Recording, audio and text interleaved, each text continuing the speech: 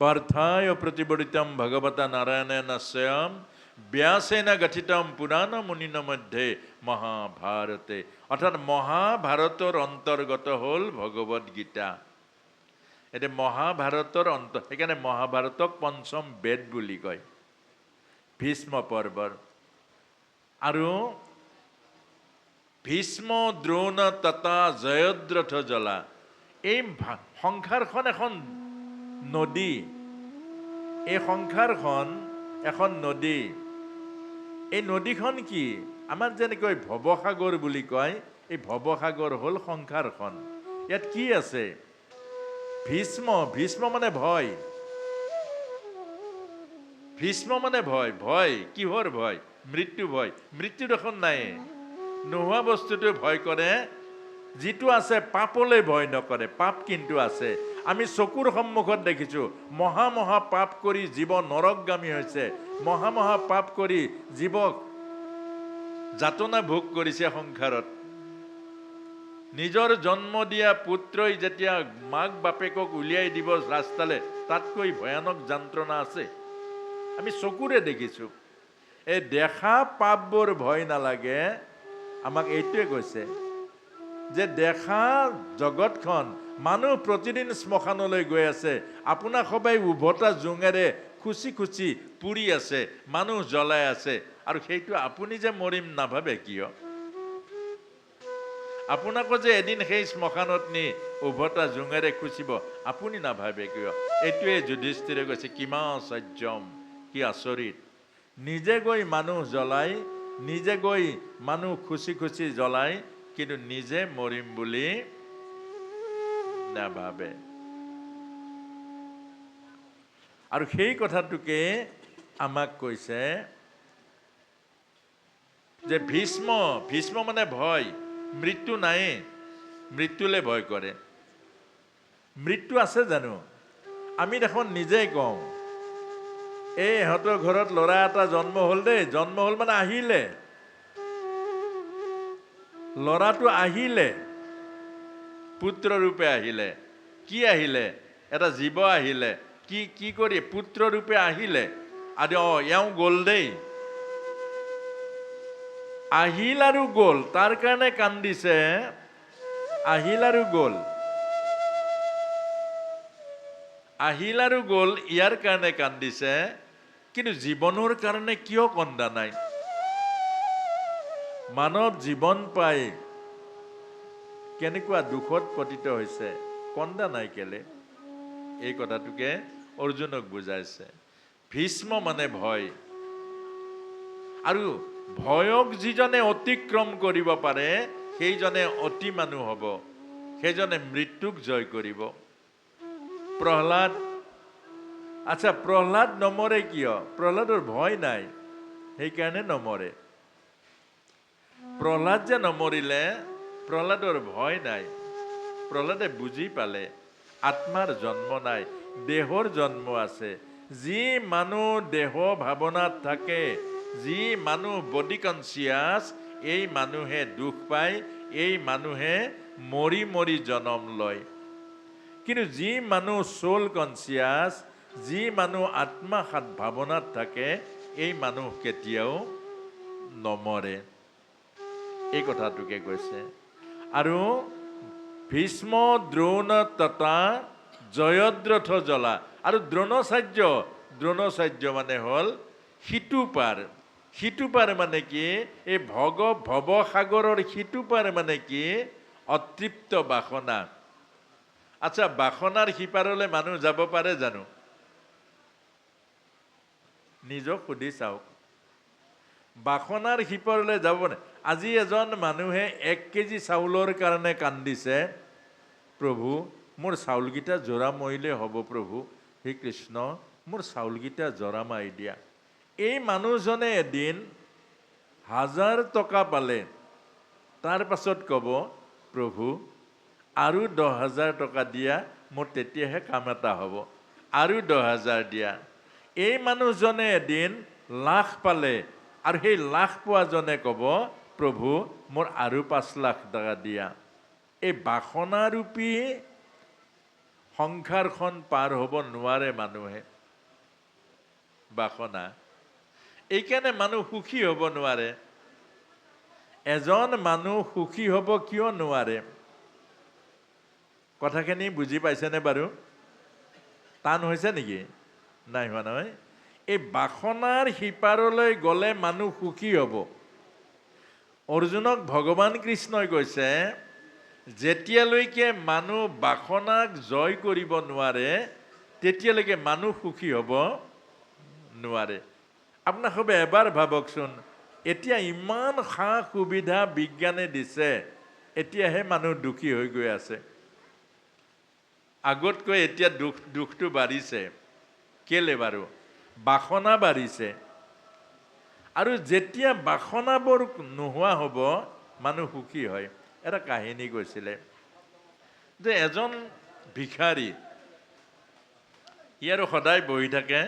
ভিখাৰীজনকে, বাহ প্ৰভু, প্ৰভু মোক চব দিলা, প্ৰভু মোক পুৰা দিলা, মোক আৰু একো পাব লগা নাই, তুমি মহান, তুমি সকলোতকৈ দয়াময়, তুমি কৰুণাময়, মোক চব দিলা প্ৰভু, মোক চব দিলা, মোক আৰু একো দিব নালাগে, মোক সকলো তুমি পুৰাই দিলা। এজন খুব ধনী টকা পইচা থকা মানুহে গৈ দেখিলে, এই যে ভিখাৰীটোৱে আগত ভিক্ষাৰ পাত্ৰটো আছে, এইজনে এইবোৰ গাই আছে। প্ৰথম ভাবিলে পাগল নেকি মানুহটো? ফটা চিটা কাপোৰ পিন্ধিছে, আগত ভিক্ষাৰ পাত্ৰটো লৈছে, তাৰ পাছত কৈ আছে, প্ৰভু তুমি মহান, তুমি মোক চব দিলা, মোক আৰু পাবলৈ একো নাই, মোক সকলো তুমি পুৰা কৰি দিলা, তুমি দয়াময়, তুমি কৰুণাময়। এই মানুহজনে বহুত সময় চাই চাই গুচি গ'ল। পিছদিনা আকৌ মন গ'ল। কথাখিনিও ভাল লাগিছে যে এনেকুৱা ভিখাৰী এজনে আকৌ পিছদিনা গ'ল, পিছদিনাও চাইছে। কিন্তু তেওঁ ভাবিছে, মোৰ ইমান আছে, কৰোৰ টকা আছে, কিন্তু মই ৰাতিপুৱাৰ পৰা পইচাৰ পাছত দৌৰিছোঁ, আৰু লাগে আৰু লাগে আৰু লাগে। এই ভিখাৰীটো পাগল নে ভাল বাৰু? এই মানুহজন সদায় যায়, সদায় গৈ তাত ৰৈ থাকে। ভিখাৰীটো তেনেকুৱাকে কৈ থাকে। এদিন দেখিলে কোনোবা এজনে আনি ৰুটি দুখন দি দিলে তাত সন্মুখৰ থালখনত। তেতিয়া সেইজন ভিখাৰী দেখিলে দুখন ৰুটি, তেতিয়া আৰু আনন্দৰ সীমা নাই। প্ৰভু তুমি মোৰ খেয়াল কিমান ৰাখিছা, মোৰ খেয়াল কিমান ৰাখিছা প্ৰভু, মোক আজি খাবৰ কাৰণেও তুমি যোগাৰ দি দিলা, তুমি কিমান মহান প্ৰভু, কিমান দয়াময় প্ৰভু, তুমি মোক খোৱাৰ কাৰণে দিলা। তেতিয়া কি কৰিলে, তেওঁ ভগৱানত অৰ্পণ কৰিলে ৰুটি দুটা। ব্ৰহ্মাৰ্পণং ব্ৰহ্ম হবি ব্ৰহ্মাগ্নো ব্ৰহ্মণাহুতম ব্ৰহ্মৈবদনে গন্তব্যম ব্ৰহ্ম কৰ্ম সমাধিনা। এনেকে ভগৱানত অৰ্পণ কৰিলে। কুকুৰ এটা আহি ৰুটি দুখন কামোৰ মাৰি লৈ গুচি গ'ল। এই যিজন চাই আছিলে ধনী মানুহজনে, তেতিয়া বৰ ৰস পালে। এতিয়া নিশ্চয় ওচৰত লাঠি এডাল লৈ এই কুকুৰটো খেদিব। এইজনে কুকুৰটো খেদিব। তাৰ পাছতে দেখিলে যে কুকুৰটো ৰুটি দুখন লৈ, তেতিয়া ক'লে যে প্ৰভু মোৰ নিচিনা এনেকুৱা দৰিদ্ৰ প্ৰভু, মোক দান কৰিবলৈও সৌভাগ্য দান কৰিলা। আজি মই অন্নদান দিব পাৰিলোঁ, আজি এই অন্নদান দিয়াৰ মোৰ সৌভাগ্য দিলা প্ৰভু, তুমি কিমান দয়াময়, তুমি কিমান কৰুণাময়।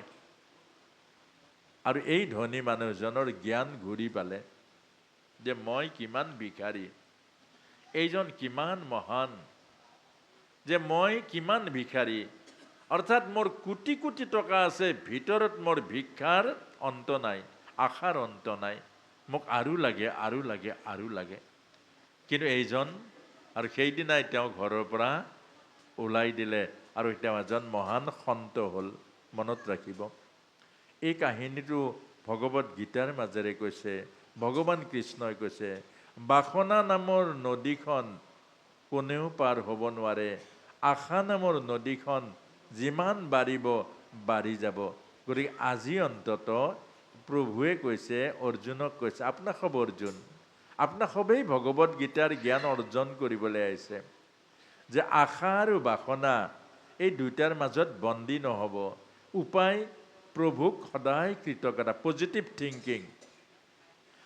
সকাৰাত্মক চিন্তা, প্ৰভু তুমি জীৱন দিলা, প্ৰভু জীৱন দিলা, প্ৰাণ দিলা, জ্ঞান দিলা, বিবেক দিলা, বুদ্ধি দিলা, আৰু মোক একো নালাগে প্ৰভু, তুমি সকলো দিলা, প্ৰভু তুমি মহান, প্ৰভু মোক একো নালাগে, তুমি সকলো দিলা। অৰ্থাৎ এই যিটো কৃতজ্ঞতা যিদিনা আহিব মনত ৰাখিব, সেইদিনা জলকীয়া এটা অন্নমুঠি খায়ো বহুত তৃপ্তি পাব। আৰু যেতিয়ালৈকে লোভ থাকিব, 14 ব্ৰহ্মাণ্ডৰ খাবলৈ ভাল বস্তু দিলেও পঞ্চামৃত দিয়াৰ পাছতো তৃপ্তি নাপাব। এইটোৱে আমাক কৈছে, কামনা বাসনা নামৰ ৰাক্ষসীজনীক বৰাই নিদিব। আই মাতৃসকলে জিভাৰ কাৰণে অন্ন নবনাব, জীৱৰ কাৰণে বনাওক। জীৱৰ কাৰণে অন্ন বনাওক, জীৱ তৃপ্ত হ'ব, জীৱ আনন্দ পাব, জীৱ মংগলময় হৈ পৰিব। আৰু জিভাৰ কাৰণে যিমান অন্ন বনাব, জিভা লোভিয়া হৈ যাব, অন্নই সোৱাদ দিব নোৱাৰিব, ধাবালৈ যাব, কি খাওঁ কি খাওঁ কি খাওঁ কি খাওঁ। আপোনালোকে জানেই আজি বৰ্তমান কিমান ভাল ভাল আহাৰ আছে, কিন্তু নাখায়। কি জঘন্য জঘন্য, কোনে বনোৱা, ক'ত বনোৱা, জিভা সামৰিব নোৱাৰে, সেইবোৰ খাই মাকে দিয়া অন্নমুঠি, নিজৰ পত্নীয়ে দিয়া অন্নমুঠিত সোৱাদ নাপায়। কেলে? এইটো জিভা যিমান বৰাই নিব, সিমান বাঢ়ি যাব, সিমান জীৱৰ দুৰ্যোগ আহিব। সেইকাৰণে কৈছে, আৰু শ্ৰীমদ ভাগৱতৰ যজাতিয়ে এটা আমাক এই কথাটোকে কৈছে, ন জাতু কাম কাম উপভোগেইন সন্মতি হবিষা কৃষ্ণ বদ্মেষু ভূয় এব বিবৰ্ধতে। হে মানুহ, এই কামনা বাসনা জুপি ৰাক্ষসীৰ পাছে পাছে নদৌৰিবা। জীৱন দুখময় হৈ যাব, জীৱন নৰকগামী হৈ যাব। আৰু এই কামনা বাসনা, লোভ লালসা, এই বস্তুৰ কাহানিও তুমি জীৱন পূৰাব নোৱাৰে। যিমান খাওক জিভা বাঢ়ি যাব, যিমানে পাওক আশা বাঢ়ি যাব, তৃষ্ণা বাঢ়ি যাব। গতিকে সদায় মনত ৰাখিব, প্ৰভু মোক বহুত দিলা, বহুত দিলা। কেলে? এই জীৱনটো জানো কম? এবাৰ ভাবকচোন, এই জীৱনটো জানো কম? আমাৰ জিভাত অমৃতময় বাণী দিলে কোনটো জীৱই পাইছে বাৰু? হাতীয়ে পাইছে নে, মাখিয়ে পাইছে নে, বাঘে পাইছে নে, কুকুৰে পাইছে নে, কোনে পাইছে? এই বাণীটো কোনে পাইছে? এই বাণীটো কোনে পাইছে? এবাৰ ভাবক। অনন্ত কোটি ব্ৰহ্মাণ্ডৰ গোটেই জীৱ জগতত বাণী পোৱা নাই, চবে ধ্বনি পাইছে, বে হাম্বা এইবোৰ পাইছে। কিন্তু আমি মা, কৃষ্ণ, দেউতা, এনেকুৱা মধুৰ বাণী, প্ৰভু আহকচোন আমাৰ গৃহলৈ আহক, এইবোৰ অমৃতময় বাণী দেউতা কেনি যায়? এইবোৰ অমৃতময় বাণী, এইটো কিমান মূল্য বাৰু? এইটোতকৈ জানো টকা পইচাৰ মূল্য আছে? আপোনালোকে আইনাত থিয় হওকচোন, কোনোবা ৰাম সাজে, ইমান ধুনীয়া ৰাম হৈ পৰে, কোনোবা আমাৰ ল'ৰাবোৰ ভাওনাত কৃষ্ণ সাজে, একেবাৰে সাক্ষাৎ বিষ্ণুময় হৈ পৰে। মানুহ জানো অলপ ধুনীয়া? এগৰাকী কন্যা যে ফটোত থকা লক্ষ্মীকো চেৰ পেলাই দিয়ে, এইবোৰ সৌন্দৰ্য, এইবোৰ প্ৰভুৱে দিয়া নাই জানো? এইবোৰ জানো অলপ?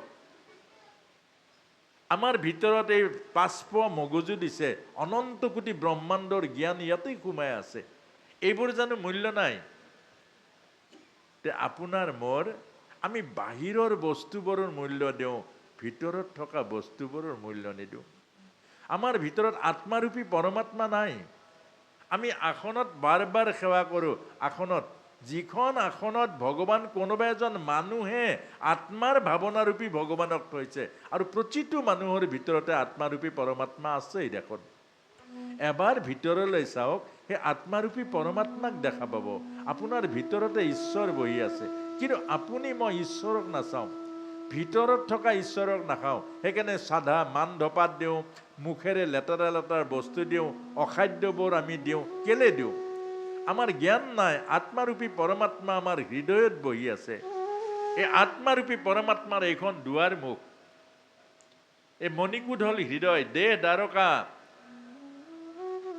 দেহ দ্বাৰকা, মন মথুৰা, হৃদয়খন বৃন্দাবন, য'তে ভগৱন্ত আছে। আৰু ভগৱন্ত আমি ভিতৰত নাচাওঁ, বাহিৰৰ ভগৱানক পৰি পৰি পৰি পৰি সেৱা কৰোঁ। আৰু ভিতৰত যি ভগৱানে আমাক চৈতন্য কৰি ৰাখিছে, যি ভগৱানে আমাক জীৱন দিছে, যি ভগৱানে প্ৰেম দিছে, যি ভগৱানে কৰোণা দিছে, যি ভগৱানে অনুভৱ দিছে, তাক প্ৰতিদিন মাৰিছোঁ। চাদা খাইছোঁ, শিখৰ খাইছোঁ, ড্ৰাগছ খাইছোঁ। ইয়াতকৈ মূঢ়তা, ইয়াতকৈ অজ্ঞান আৰু কিবা আছে জানো? ভগৱানে এই কথাটোকে কৈছে। স্বামী বিবেকানন্দই কৈছে, আপুনি বেলেগকে ভগৱানক পুজিব নালাগে, আপুনি নিজক পূজা কৰক। প্ৰথম নিজৰ চৰণত পানী ঢালক, খং ৰাগ যাবগে। কেলে? প্ৰথম চৰণ ধুৱক, বেলেগৰ চৰণ নহয়, নিজৰ চৰণ ধুৱক। আপোনাৰ ভিতৰত এই ৩৩ কোটি দেৱতা শৰীৰৰ মাজতে আছে। চকুত সূৰ্য আছে, নাকত অশ্বিনী কুমাৰ আছে, বাহুত ইন্দ্ৰ আছে, হৃদয়ত বিষ্ণু আছে, আৰু আমাৰ এই আত্মাৰূপী পৰমাত্মা আছে। এইবোৰ চব আমাৰ ভিতৰত আছে। গতিকে আমাৰ নিজক চাওক, সেলফ ৰিয়েলাইজেশ্যন, নিজক অনুভৱ কৰক, নিজক দৰ্শন কৰক। নয়ম আত্মা বলহীন লভ্যতে। আত্মবল যাৰ নাই, আত্মাক যিজনে চিনি নাপায়, আত্মাক যিজনে বিচাৰি পোৱা নাই, আত্মাৰূপী পৰমাত্মাক যিজনে দৰ্শন কৰা নাই, মানৱ জীৱন ব্যৰ্থ বুলি কৈছেগে। আৰু সেইকাৰণে বাহিৰৰ জগতখন আমি বিচাৰোঁ। বাহিৰৰ জগত কি লগত যাব? এটা চিগা বেজিও নাযায়। এই কাগজৰ পইচা কাম নাথাকিব।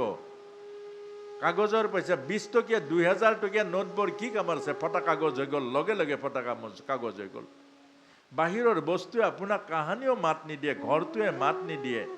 তই মোৰ বুলি নকয়, আমি মাত্ৰ মোৰ মোৰ মোৰ মোৰ বুলি কৈ থাকোঁ। গতিকে অৰ্জুনক কৈছে, অৰ্থাৎ আপোনাসৱক কৈছে যে ভুল নকৰিব। নিজে সত্য, ভগৱান সত্য নহয়।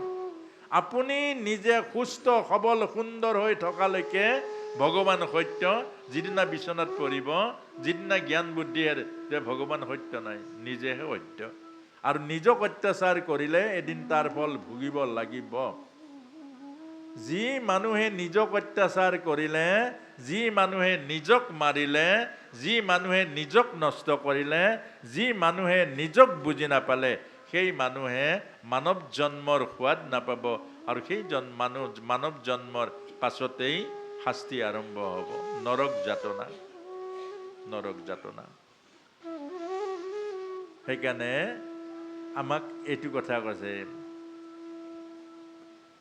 গান্ধাৰ নীলোৎপলা, অৰ্থাৎ ভীষ্ম দ্ৰোণ তথা জয়দ্ৰথ জ্বলা গান্ধাৰ নীলোৎপলা।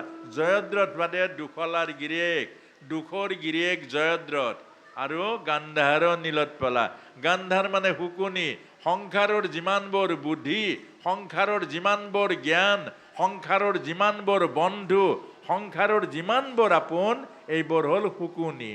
নীলাপদুম, গুৰিটো বোকাৰে লেতেৰা, গুৰিটো বোকাৰে লেতেৰা। সংসাৰৰ বুদ্ধি প্ৰতিটো লেতেৰা। আপোনাৰ বেমাৰ হৈছে, আপুনি কাৰোবাক কওক যে হেৰা মোৰ বন্ধু বৰ এনেকুৱা বেমাৰ, এই ইয়াত নেদেখুৱাবে না, ভেলৰে লৈ যোৱা। সি টকা আছে নাই বুজি নাচায়, কি বেমাৰ হৈছে সেইটো আপোনাক চিন্তা কৰিবলৈ নিদিয়ে। সি তৎক্ষণাত ক'ব ভেলৰ যোৱা। এজন বন্ধু হ'ল জানো?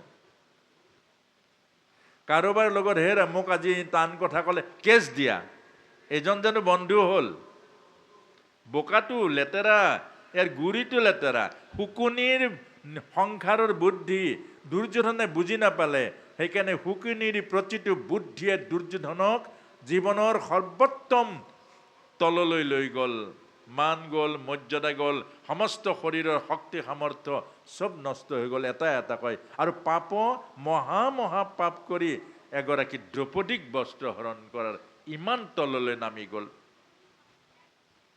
সংসাৰৰ বুদ্ধিয়ে হ'ল শুকুনিৰ বুদ্ধি। সেইকাৰণে ভগৱান কৃষ্ণৰ এই কথাটোৱে আপোনাক মোক কৈছে আজি প্ৰথম, যে যেতিয়া কৃষ্ণ আৰু ওচৰলৈ অৰ্জুন আৰু দুৰ্যোধন গৈছিলে, ভগৱান কৃষ্ণই কৈছিলে, এইটো পৰমাৰ্থ তত্ত্ব, যে মই কুৰুক্ষেত্ৰ যুদ্ধত অস্ত্ৰ নধৰোঁ, কাক লাগিব? অৰ্জুনে ক'লে যে তোমাক লাগিব।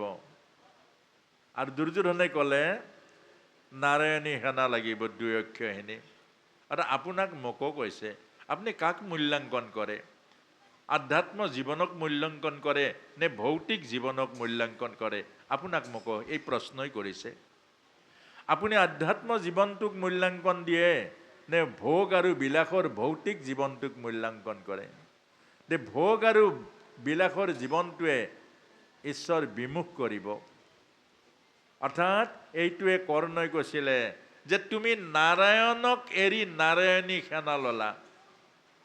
তোমাৰ হাতত নাৰায়ণ আছে, নাৰায়ণক বাদ দি নাৰায়ণী সেনা ল'লা, তোমাৰ আজিয়ে পতন হ'ল, হাৰিলা আজি। আপোনাক মোকো কৈছে, আত্মাৰূপী নাৰায়ণ আপোনাৰ মোৰ হৃদয়ত আছে, এই নাৰায়ণক লয় নে দেহৰূপী কামনা বাসনাৰ শৰীৰৰ শক্তি আৰু সামৰ্থ্যক লয়? এই কথাটোকে বুজাইছে। নীলা পদুম, ওপৰটো দেখিবলৈ ভাল, সংসাৰৰ বন্ধুবোৰ দেখিবলৈ ভাল। আপোনাক সবে মনত ৰাখিব, সংসাৰৰ বন্ধুৱে কি দিয়ে? গুটখা দিয়ে, শিখৰ দিয়ে, ভাল লাগে। আপুনি পইচা খৰচা কৰিব না, সেইজনে খুৱাই দিয়ে আপোনাক। আৰু বেলেগবিলাকৰ নাম নলওঁ, ইয়াত নাপায়। সেইবোৰ খোৱা বন্ধুবোৰ কিমান আপোন আপোন লাগে, কিন্তু সেইজন বন্ধু হয় জানো? সেইজন বন্ধু হয় জানো? যি জীৱনক মৰা নিচা খুৱাই দিয়ে, যি চৰিত্ৰ নষ্ট কৰিব পৰা স্থানলৈ লৈ যায়, যি মন নষ্ট কৰিব পৰা বেয়া বেয়া মোবাইলৰ কথাবোৰ পাতে, এইজন বন্ধু হয় জানো? অজ্ঞানীজনৰ কাৰণে সেইজনে বন্ধু। সেইকাৰণে ভগৱত গীতা দুৰ্যোধনৰ কাৰণে সেইজনে বন্ধু হ'ল শকুনি। যিজন কৃষ্ণই ক'লে 5খন গাঁও দিয়া এজন শত্ৰু হৈ গ'ল, এইজনক বান্ধিবৰ কাৰণে ব্যৱস্থা কৰিলে। আমাক এই কথাটোকে কৈছে যে আজিৰ পৰা এই জ্ঞানখিনি আপোনাক সবে এবাৰ মনোমন্থন কৰিব। এইখিনিয়ে সত্য জ্ঞান যে আমি সংসাৰখনক সঁচা বুলি লওঁ, আমি দেহটো সঁচা বুলি লওঁ, আমি মনটোক প্ৰিয় বুলি লওঁ, কিন্তু আত্মা আৰু জ্ঞান বিবেক যে আছে সদায় অৱহেলা কৰোঁ, আৰু সেইকাৰণে আমাৰ জীৱন দুখময় হ'ব। এইটোৱে আমাক কৈছে গান্ধাৰ নীলোৎপলা শল্য গ্ৰহৱতী কৃপেইন বহনী। শল্য হ'ল গ্ৰহ, কৃপাচাৰ্য হ'ল আমাৰ বৈ থকা জীৱনটো। কৰ্ণেন বেলাকুলা, কাণ দুখন বেলাকুলা, অৰ্থাৎ আমাৰ প্ৰসংগাবোৰ শুনিলে ভাল লাগে। প্ৰভু আপুনি শংকৰদেৱকো চেৰ পেলাই গ'ল, আপুনি ইমান মহান, আপোনাৰ নিচিনা গাঁৱত দাতা নাই, আপোনাৰ নিচিনা ভাল নাই, এনেকুৱা প্ৰশংসা যিয়ে কৰিব আপুনি পাকঘৰৰ ভিতৰলৈ নি জলপান খুৱাব। আৰু যিজনে আপোনাৰ দোষটো দেখুৱাই দিয়ে, আপোনাৰ কিন্তু এই স্বভাৱটো কিন্তু ভাল নহয় বন্ধু, তুমি মোক কিয়, এইটো কথা আহি পৰিব। সেইকাৰণে আমাক কৈছে এই প্ৰশংসাবোৰ শুনিলে আনন্দ লাগে, কিন্তু প্ৰশংসাই যে নৰকলৈ নিব এই কথাটো বুজি নাপায়। সেইকাৰণে শকুনিয়ে বাৰে বাৰে আৰে মেৰে হোনেৱালী সম্ৰাট, দুৰ্যোধন পমি যায়, মেৰে হোনেৱালী সম্ৰাট। শকুনিও জানে, অৰ্থাৎ এই অহংকাৰ অধপতনৰ মূল, সি সম্ৰাটটো হ'ব নোৱাৰে কেতিয়াও। সম্ৰাট হ'বলৈ হ'লে সহনশীলতা লাগিব, এজন ৰজাৰ গুণ লাগিব, এজন ৰজাৰ জ্ঞান লাগিব। শকুনি এই মন্ত্ৰণা অৰ্থাৎ এই প্ৰশংসাই দুৰ্যোধনক উচতালে আৰু নৰকলে। সেইকাৰণে আপোনাসবক আমাক কৈছে ভগৱত গীতাই, প্ৰশংসা কৰা বন্ধুক আজিয়ে ত্যাগ কৰক। যি বন্ধুৱে অযথা আপোনাক প্ৰশংসা কৰে মনত ৰাখিব এইজন শত্ৰু। আৰু কোনজন মিত্ৰ যিজনে আপোনাৰ দোষবোৰ দেখুৱাই দিয়ে, সেইটা তাকে আমাৰ কয় হৰি ভকত বা হৰি ভকত। ভগৱানৰ ৰাস্তাৰে লৈ যোৱাজন হৰি ভকত, ইজনে সিজনৰ দোষবোৰ গুচাই এই দোষবোৰ ধুই চফা কৰে, আৰু দুইজনকে হৰি ভকত অৰ্থাৎ হৰিৰ ৰাস্তাৰে লৈ যোৱা এইজন বন্ধু, এইজন হ'ল মিত্ৰ। আমি এইটোৱে ভুল কৰোঁ, বিশেষকৈ যুৱ প্ৰজন্মটোৱে, আজিৰ বৰ্তমানৰ যুৱকসকলে ভুল কৰে যে বন্ধু কোন শত্ৰু কোন বুজি নাপায়। নিজৰ মাকজনীক শত্ৰুক বুলি ভাবে, কোনোবাই ছোৱালী এজনী গোটাবৰ কাৰণে মৰমবোৰ বহুত মৰম দিয়ে। তুমি বহুত ভাল, তোমাৰ নিচিনা ল'ৰা আৰু কোনা, তোমাৰ মা বেয়া, তোমাৰ দেউতাইহে তোমাক বুজি নাপায়, তুমি বহুত ভাল বহুত ভাল। তাৰমানে এই ছোৱালীজনী তাক সমজাব, আৰু সি ভাবি লয় মা শত্ৰু এয়া মিত্ৰ। এইটোকে বুজাইছে। সংসাৰৰ প্ৰতিটো মৰম বিষতুল্য, সংসাৰৰ প্ৰতিটো প্ৰশংসা নৰক তুল্য। সেইকাৰণে আপোনাক মোক কৈছে, আধ্যাত্ম জীৱনটো পাবলৈ হ'লে আমি কৃষ্ণ কেন্দ্ৰিক হ'ব লাগিব, আত্মকেন্দ্ৰিক হ'ব লাগিব। আৰু শেষত কৈছে দুৰ্যোধন অৱৰ্তিনী। আৰু দুৰ্যোধন হ'ল সংসাৰ নদীৰ চাক নয়া। দুৰ্যোধন মানে কি? কাম। কামটোৱে হ'ল চাক নয়া। কামত পৰিলে, কামৰ পাল্লাত পৰিলে কোনো বাচিব নোৱাৰে। মনত ৰাখিব, আমাৰ ভিতৰত থকা কামৰূপী এই চাকনৈয়াত পৰিলে ভীষ্মৰ নিচিনা সন্তও তললৈ গৈছে, দ্ৰোণাচাৰ্যৰ নিচিনা গুৰু তললৈকে গৈছে। গতিকে আমাক এই কথাটোকে কৈছে, কামক ভয় কৰিব, কামক ভয় কৰিব। যাহা কাম তাহা নেহি ৰাম। য'ত কামনা বাসনা আছে তাত ৰাম নাই। যাহা কাম তাহা নেহি কাম, জৈছে ন মিলে ৰবি ৰজনী এক থাম। দিন ৰাতি যেনেকৈ একলগ নালাগে, ৰাম আৰু কাম, সুখ শান্তি আৰু আধ্যাত্ম কল্যাণ একেলগে নাথাকে। সেইকাৰণে এইখিনিৰ মাজেৰে আমাক ভগৱত গীতা আৰু জীৱনৰ যিটো একাত্মতা, এইখিনিকে আমাক বুজাইছে। আৰু এটা চমুকে অকণমান নাম হওক, আৰু